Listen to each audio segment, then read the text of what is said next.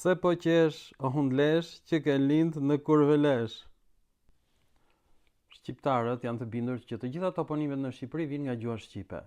Dhe një nga këto toponime është emri kurvelesh. Mirë po, në arkivat turke nuk është me u, po është me o, korvelesh. Dhe në fakt, kjo vjen nga gjuhët ugrofine, është gjetur në gjuhën e finlandës, edhe atë hungareze është një fjalë e përngjitur, e cila është krijuar nga korvo i thon veshit dhe lehti i thon gjethes. Fjalë për fjalë, vesh gjethe. Ekziston pra korvelehti në gjuhën fine të finlandës edhe në atë të hungarezëve. Pra hungarezët kanë ardhur aty nga shekulli i 12 dhe kanë pushtuar vendin e Panonisë së lashtë, të cilët kishin diellin që reprezentohej në formën e një kryqi. Pra kryqi nuk është kristian, është simboli i Apollos. Kryqi është ai që rrotullohet. Dhe simboli i kryqit është gjetur në Australi, është gjetur në Amerikë, është gjetur në Indi, është gjetur edhe në Kinë, praktikisht është në të gjitha vendet e njerëzit primitiv që adhuronin diellin. Pra kryqi përshkruan diçka që rrotullohet. Ky është kryqi, është dielli.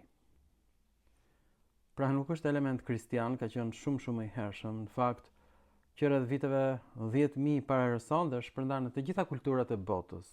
Kryqi dhe u habitën spanjollët kur arritën tek vendet e Amerikës Latine sot dhe gjentën simbolin e kryqit. Ata kujtuan se kryqi kishte ardhur aty me Jezu Krishtin, po pas ka ardhur më herët. Pra ato që ne na duken simbolet tona, fjalët tona, si puna e kryqit të kristianët, që është në fakt simboli i Apollos, tek Panonia, vendi i pajonëve, që vjen nga fjala pajon, godas, e gjuhës greke, ky fis i lirë i bukur pajon. Pra po ashtu edhe emri kurvelesh vjen nga gjuhët hungareze me kuptimin veshgjethe. Edhe nga pikpamja e shqipes s'ka kuptim lavire me lesh. Është etimologji popullore.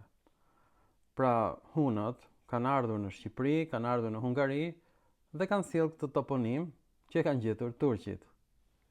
Dhe nuk lidhet nga gjuha shqipe sepse shqiptarët nuk kanë lënë asnjë toponim të vetëm.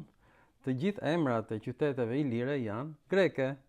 Në Shqipëri, Kosovë, Maqedoni, Malizi dhe Kroaci ishin që të gjitha koloni greke.